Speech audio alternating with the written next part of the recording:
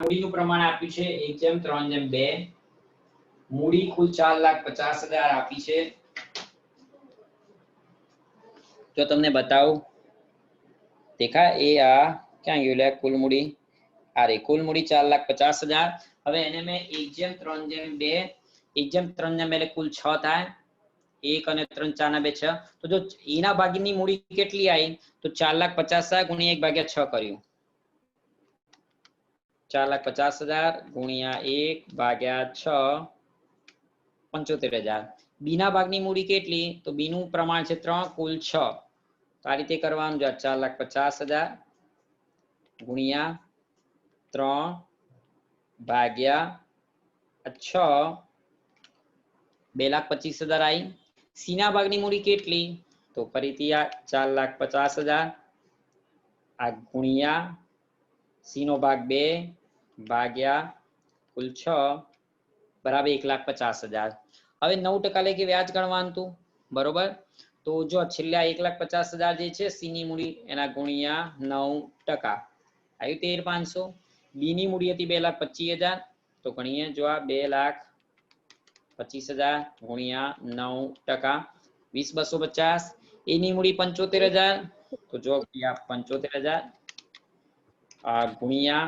9% 6,750 પછી જો સી ને મૂડી પર વ્યાજ સહિત 73,500 સી ને મળતા હતા હવે સી નું મૂડી પર વ્યાજ જો છેલ્લે ત્રીજામાં 13,500 હતું સી ને કુલ 73,500 મળ્યા એમાંથી એનું મૂડીનું વ્યાજ 13,500 બાદ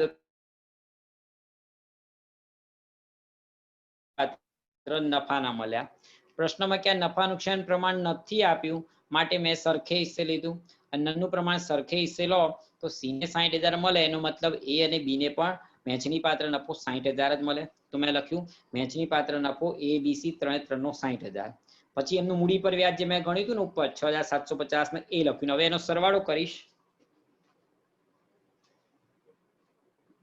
66,750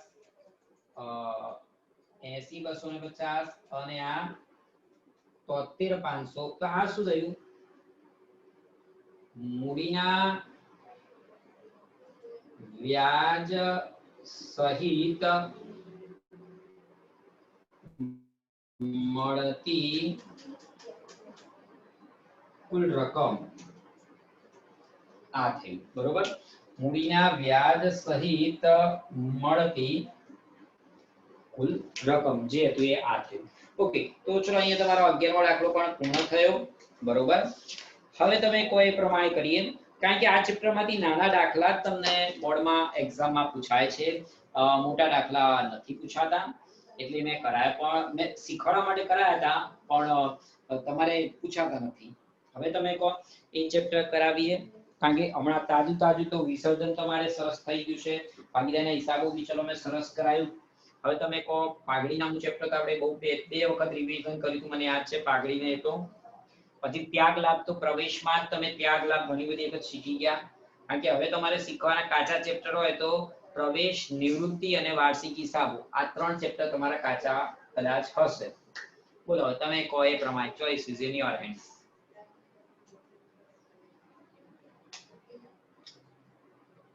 બોલો કોણ નક્કી કરે એ પ્રમાણે આપણે એમાં રિવિઝન કરાવીએ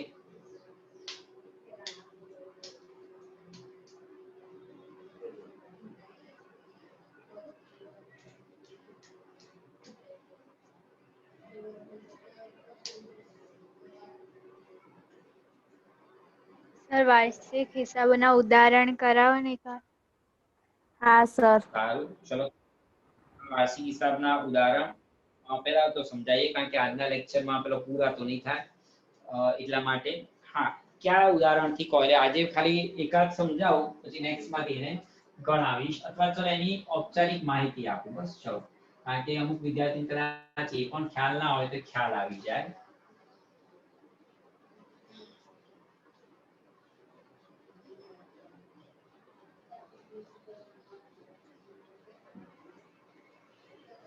બરાબર કારણ કે વાર્ષિક હિસાબ વિશે ઔપચારિક કારણ કે તમારામાં બેઠેલા ઘણા એવા પણ હશે કે જેને વાર્ષિક હિસાબ શું છે સાહેબ કેવી રીતે બનાવવાનો સાહેબ શું કરવાનું અમને તે જ ખબર નથી તો એવું પણ કદાચ બની શકે તો ચલો એના માટે એની બેઝિક માહિતીથી હું શરૂઆત કરું છું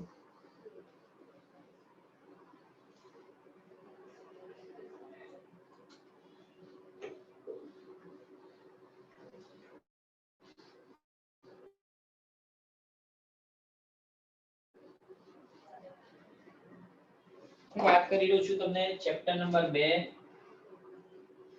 ભાગીદારી પેઢીના વાર્ષિક હિસાબોની.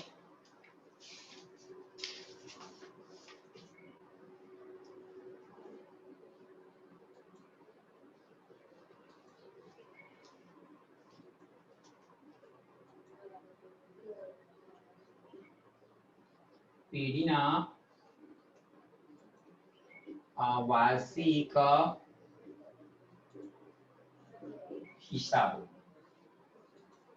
ઓકે, ભાગીદારી પેઢીના વાર્ષિક હિસાબોની તમને આ વાત કરી રહ્યો છું.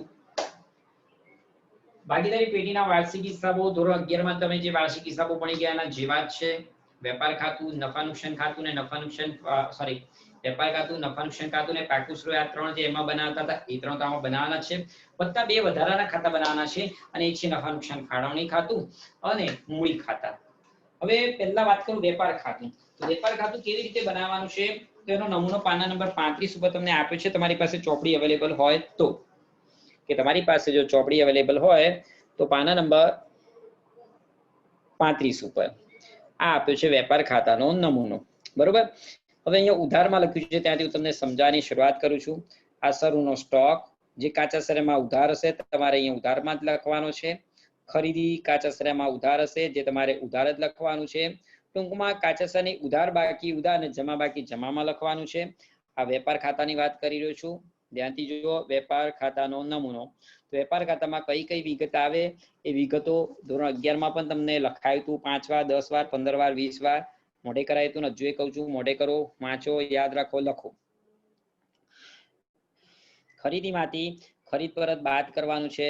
અન્ય રીતે ગયેલો માલ બાદ કરવાનો છે.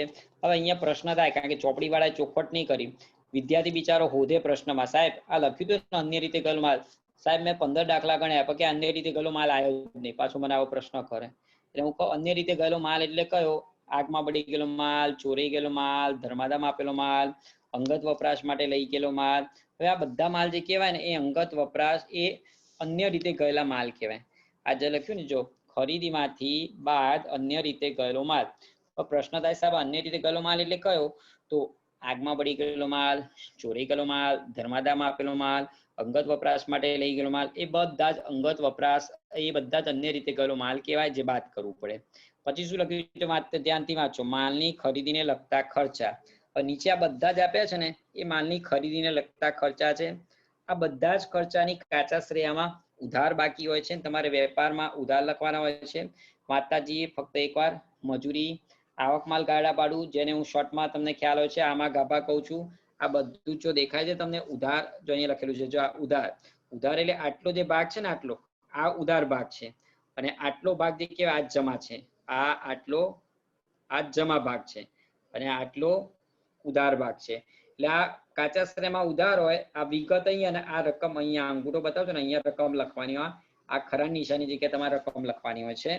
તો જો મજૂરી, પછી આવક માલ ગાડા ભાડું જેને શોર્ટમાં આમાં ગાભા કહું છું તમને ખ્યાલ છે. આમાં ગાભા, રેલવે નૂર, લારી ભાડું, ગોદી ખર્ચ, ડેમરેજ, વોરફેજ, ઉત્પાદનને લગતા ખર્ચા, ઉત્પાદન મજૂરી, રોયલ્ટી, કારખાના ખર્ચ, કારખાનાનું ભાડું, કરવેરા, વીજળી, બળતણ, કોલસો, વપરાયેલ માલ સામગ્રી, કારખાના મકાનનો ઘસારો, પ્લાન્ટનો ઘસારો, નફા નુકસાન ખાતોનો કાચો નફો જે લઈ ગયા. કાચો નફો તમારે શોધવાનો કે મેં શીખવાડ્યો તો ફરીથી એવું તો શીખવાડીશ. વેપાર ખાતાની જમા બાજુ પર જો શું આવે? વેચાણ માઇનસ વેચાણ પરત. ત્યારબાદ ભંગાર માલનું વેચાણ પર વેપાર ખાતામાં જમા આવે. આખા સ્ટોક જે હવાલામાં આપ્યો હોય જેની બે શરત થાય, એક વેપાર જમા બીજું પાસ મિલે. અને જો ટોટલ કરો વેપાર ખાતામાં જો જમાનું ટોટલ વધારે થાય તો તમારે આ જે લખ્યું ને આ કાચો નફો આવશે અને જો ઉધારનું ટોટલ વધારે થાય તો કાચી ખોટ આવશે. બે માંથી કોઈ એક થાય. એક મેનમાં બે તલવાર ના રહે એટલે એક જ દાખલામાં કાચો નફો અને કાચી ખોટે બે એક સાથે થાય નહીં. હવે તમને સમજાવો નફા નુકસાન ખાતું.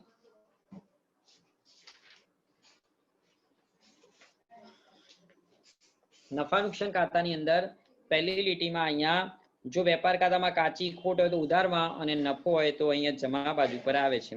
પછી હવે અહીંયા બધા જ ખર્ચા જે કાચા શ્રમમાં આપ્યા હોય બધા જ ખર્ચા અહીંયા ઉધારમાં આવે. પણ કયા ખર્ચા જે વેપાર ખાતે ના આવે એ સાહેબ અમને હું ખબર કયા ખર્ચા વેપાર ખાતામાં આવે કઈ અહીંયા આવે? તો માલની ખરીદીને લગતા ખર્ચા હોય એ બધા વેપાર ખાતામાં અને અન્ય બધા જ ખર્ચા નફા નુકસાન ખાતામાં આવે. એટલે જ તમને કહ્યું છે આ ફોર્મેટ 5 વાર 50 વાર લખો, વાંચો તો યાદ રહે. જો વેપાર ખર્ચા વિદ્યાર્થી ખાસ ભૂલ કરે એ વેપાર શબ્દ વાંચીને વેપાર ખાતામાં લખે તો ખોટું. વેપાર ખર્ચા નફા નુકસાનમાં આવે. આપણે ભણી રહ્યા છે નફા નુકસાન ખાતાનો નમૂનો. તો વેપાર ખર્ચા નફા નુકસાનમાં આવે. ભાગીદારને પગાર, બોનસ, કમિશન નફા નુકસાનમાં ઉધાર આવે. ભાડું, વીમા પ્રીમિયમ, કરવેરા, ટપાલ ખર્ચ, સ્ટેશનરી છપામણી, કાનૂની ખર્ચા, ઓડિટ ફી, વીજળી ખર્ચ, પ્રોવિડન્ટ ફંડમાં ફાળો. પ્રોવિડન્ટ ફંડમાં ફાળો કરે ને એની કાચા શ્રમમાં ઉધાર બાકી હોય ને અહીંયા ઉધારમાં આવે. પછી વેચાણ વિતરણ ખર્ચામાં આ જાવક માલ ગાળા ભાડું, જેને શોર્ટમાં હું જામાં ગાભા કહું છું, તમને યાદ હોય તો. પછી સેલ્સમેનનો પગાર, બોનસ, કમિશન, જાહેરાત ખર્ચ.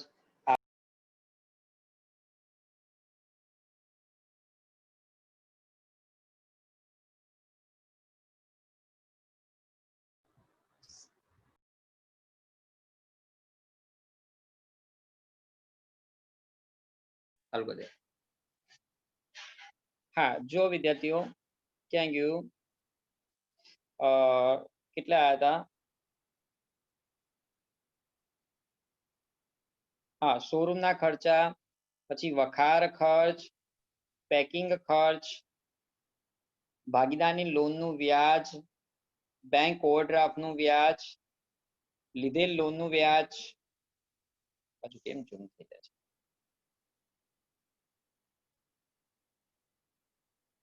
બેંક ચાર્જીસ, બેંક કમિશન, મેનેજરને કમિશન, ધર્માદા ખર્ચ, ઓફિસ મિલકત પરનો ઘસારો. પછી ગાલખાતનો કોટો કર્યો તમને શીખવાડતો યાદ હોય તો ગાલખાત અનામત વત્તા વત્તા ઓછા, આગે પીછે કા બીચ મેં હ. પછી આગથી નુકસાન, ચોરીથી નુકસાન, મિલકત વેચાણનું નુકસાન વગેરે વગેરે. છેલ્લે સવા કહીને ચોખ્ખો નફો શોધતા હતા. પછી કાચા શ્રમમાં જે જમા બાકી હોય ને એ અહીંયા જમામાં આવે, નન્નું જમામાં. તો કાચા શ્રમમાં જમા બાકી કઈ કઈ આવે એક વાર જોઈ લઈએ. મળેલ વટાવ, મળેલ ભાડું, મળેલ કમિશન, મળેલ દલાલી, મળેલ આડત, રોકાણનું વ્યાજ, ધીરેલ લોન પર વ્યાજ, ગાલખાત પરત નન્નું જમા આવે, મિલકત વેચાણનો નફો, વસ્તીના વેચાણની ઉપજ, ભંગારની ઉપજ. અહીં યાદ રાખજો ભંગારની ઉપજ નન્નું જમા આવે, પરંતુ ભંગાર માલનું વેચાણ તો વેપાર ખાતામાં જમા આવે. વિદ્યાર્થી ભૂલ કરે છે એટલે કહું છું. આ શું લખ્યું છે? ભંગારની ઉપજ નન્નું જમા. હવે વેપાર ખાતાની જમામાં જો અહીંયા શું હતું? આ ભંગાર માલનું વેચાણ. તો શબ્દ પકડવાના છે. ભંગાર માલનું વેચાણ કે જો ધ્યાનથી આ વેપાર ખાતું છે, આ વેપાર ખાતું. ભંગાર માલનું વેચાણ કે તો વેપાર ખાતામાં જમામાં આવે, પરંતુ ભંગારની ઉપજ શબ્દો પકડવાના છે, શબ્દોની મારામારી છે. અને જો નફા નુકસાનમાં શું કીધું અહીંયા? આ ભૂલ કરો છો મેં એટલે કહું. ભંગારની ઉપજ કહ્યું છે. નફા નુકસાનમાં શું કહ્યું છે અહીંયા? ભંગારની ઉપજ કહ્યું છે તો નન્નું જમા, પરચુરાંક નન્નું જમા. બરોબર. અને નફા નુકસાન ફાળવણી ખાતે લઈ ગયા. જો ઉધારનો સરવાળો થાય તો ખોટ આવે ને જમાનો થાય તો નફો આવે. હવે નફા નુકસાન ફાળવણી એ પણ તમને આજે ચલો બતાવી દઉં. નફા નુકસાન પછી તમારે બનાવવું છે નફા નુકસાન ફાળવણી ખાતું. હવે એ જ ઉધાર જમા. હવે અહીંયા ઉધારમાં શું આવે? તો નફા નુકસાન ખાતામાંથી ચોખ્ખી ખોટ અથવા ચોખ્ખો નફો, બેમાંથી એક. હવે અહીંયા વાત કરીએ તો ભાગીદારના મૂડી પર વ્યાજ. તો ભાગીદારને મૂડી પર વ્યાજ જે કહેવાય એ A અને B. બરોબર. હા, ભાગીદારની મૂડી પર વ્યાજ A અને B. ભાગીદારનું ચાલુ ખાતું આપ્યું તેની જમા બાકી પર વ્યાજ. ભાગીદારને પગાર, બોનસ, કમિશન, મહેનતાણું સામાન્ય અનામત ખાતે લઈ ગયા વગેરે. અને અહીંયા જમા બાજુ પર શું આવે? ઉપાડ પર વ્યાજ, ચાલુ ખાતા પર વ્યાજ, મૂડી પર વ્યાજ. એ દાખલો ગણાતો સમજાયેલું છે. અને ચોખ્ખો નફો જે ભાગીદાર A અને B વચ્ચે તમારે વહેંચવાનો હોય છે અને એના મૂડી ખાતામાં જમા બાજુ પર આપણે લખીએ છીએ. ઓકે, તો આપણે બનાવીએ મૂડી ખાતા. બરોબર.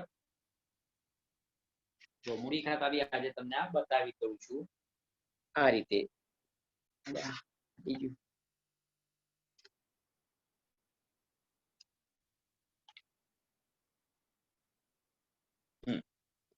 તો જો મૂડી ખાતાની હંમેશા જમા બાકી હોય છે. જમા બાજુ પર સરૂની મૂડી, વધારાની મૂડી લાવ્યા હોય તો અને વગેરે. અને બીજું મૂડી પર વ્યાજ વગેરે વગેરે બધું અહીંયા જ લખવાનું હોય છે. અને જો ચાલુ ખાતા આપ્યા હોય તો તમને ખ્યાલ હોય તો મૂડી ખાતાની જગ્યાએ જો ચાલુ ખાતા બનાવવા કીધા હોય તો ચાલુ ખાતાનો નિયમનો આ જમા બાજુ પર બાકી આગળ આવ્યા ચાલુ ખાતાની જમા બાકી, મૂડી પર વ્યાજ, ચાલુ ખાતા પર વ્યાજ, પગાર, બોનસ, કમિશન, મહેનતાણું. ચાલુ ખાતામાં જમા આવે અને નફા નુકસાન ફાળવણીમાં એ વસ્તુ ઉધાર આવે. ચાલુ ખાતામાં ઉધારમાં કોણ આવે? જો કોઈની શરૂની બાકી હોય, ઉપાડ હોય, ઉપાડનું વ્યાજ હોય, ચાલુ ખાતાની શરૂનું બાકીનું વ્યાજ હોય, આ બધું ચાલુ ખાતામાં દેખાય અહીંયા ઉધાર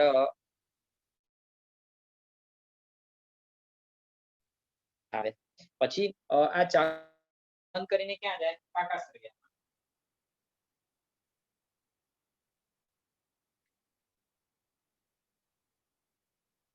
હવે પાકા સરવૈયામાં જે કહેવાય બે બાજુ હોય છે. જો આ પાકું સરવૈયું બી તમને સમજાવી દઉં. પાકું સરવૈયું મૂડી દેવા રકમ રૂપિયા, મિલકત લેણા રકમ રૂપિયા. આ છે તમારે પાના નંબર 40 ઉપર.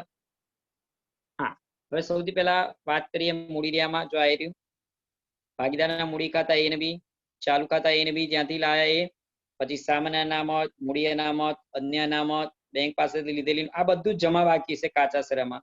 મિત્ર પાસેથી લોન, ભાગીદારની લોન, બેંક ઓવરડ્રાફ્ટ, લેણદારો, દેવી ઊંડી, ચુકાના બાકી ખર્ચા, અગાઉથી મળેલી આવક, કરવેરાની જોગવાઈ, પ્રોવિડન્ટ ફંડ, ભાગીદારના લોનનું વ્યાજ વગેરે આ બધું જમા બાકી મૂડી દેવામાં લખ્યું, જમામાં લખ્યું. મિલકત લેણા, મિલકત લેણા એટલે અહીંયા લખાય નહીં પણ આ ઉધાર કહેવાય. કાચા સરવૈયામાં ઉધાર બાકી હોય ને અહીંયા ઉધારમાં લખાય.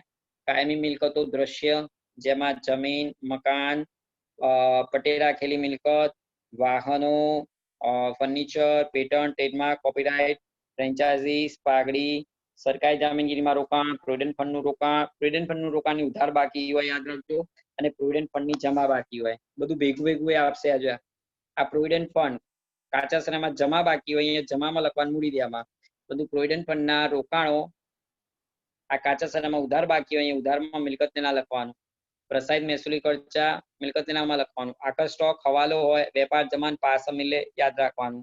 દીવાદારો મિલ્લેમાં આવે, રોકડ સિલક મિલ્લેમાં આવે, મળવાની બાકી આવક, ધીરેલ લોન, લેણી ઊંડી આ બધું મિલ્લેમાં આવે. ચાલુ ખાતું જો ભૂલથી ઉધાર હોય તો અહીંયા પાકું સરવૈયું પૂરું થયું. તો મેં બહુ જ ફાસ્ટ ફોરવર્ડમાં વાર્ષિક હિસાબમાં કયા ખાતા બનાવવાના એ બધું જ તમને સમજાવી દીધું. વાર્ષિક હિસાબમાં તમારે સામાન્ય રીતે વેપાર ખાતું, નફા નુકસાન ખાતું, નફા નુકસાન ફાળવણી ખાતું, ભાગીદારના મૂડી કે ચાલુ ખાતા અને પાકું સરવૈયું, આ 5 ખાતા દરેક દાખલામાં બનાવવાના હોય છે. કયા ખાતામાં શું આવે ફાસ્ટ ફોરવર્ડમાં તમને આખું જે આપ્યું છે એ પ્રમાણે નમૂનો સેમ્પલ સમજાવી દીધું. એટલીસ્ટ તમને આ 5 ખાતા બનાવતા આવડે, ઉપર મથાળા મારવાના છે, અને હવે એમાં દાખલો કેવી રીતે ગણવો, હવાલા કેવી રીતે ગણવાના, તો તમે તમારી રીતે હવે નેક્સ્ટ લેક્ચરમાં શું કહેવાય કે ઉદાહરણ રેડી રાખો કે સાહેબ આ દાખલાના ઉદાહરણ નથી અમને ફાવતા તો એ તમને હવાલા કરવું. એકચ્યુઅલી વોટ હેપન, ઉદાહરણ છે ને ઘણા મોટા મોટા છે, લાંબા છે, મતલબ કે બોર્ડમાં સમાયેલા નથી. લેક્ચરમાં તો સમાઈ જાય પણ બોર્ડમાં સમાયેલા નથી. એટલે જે નાના ટૂંકા ઉદાહરણ હોય એ ખાસ શોધીને રાખજો, એ આખા ગણાય. અને વધારે લાંબા પડતા હોય એના હવાલા કે જે કંઈ તમને ના આવડતું હોય કે સાહેબ આ હવાલામાં કે આમાં સમજ ન પડે તો એ મને કહેજો, તો એ તમને સમજાવીશ મંડે. કાલે જો કંઈક તમારા માટે પેપર બને તો પેપર બનાવો ને કાલ પછી તમારી ટેસ્ટ લઈ. ત્યાં સુધી આવજો, બાય, ટાટા, જય શ્રી કૃષ્ણ. દરેક જણ નિયમિત જોડાઓ. આવજો. ચલો મીટિંગ બોસને કોલ આપતા.